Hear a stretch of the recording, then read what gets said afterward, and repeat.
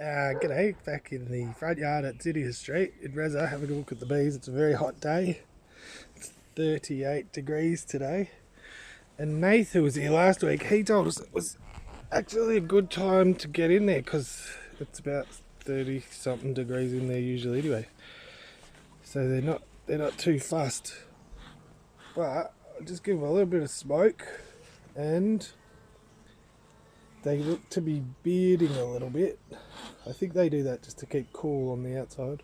Not entirely sure, but I'm not going to get right in there, so I'll just give them a little bit of smoke, just so that they're happy. Then get in there.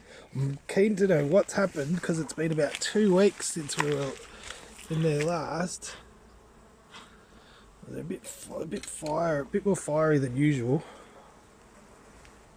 I'll just have a little look, but not quite. Yeah.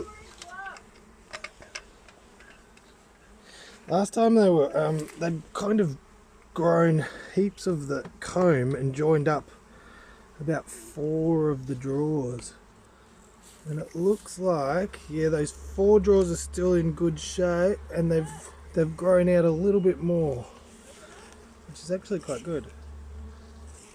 But it looks like you haven't started on either of the end drawers.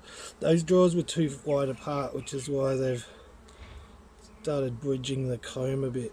But they still seem happy. There seems to be a little bit more action there. I won't disrupt them in too much today. I'll just leave them to it and maybe come back in like a few more weeks, but I think that looks like they're pretty good.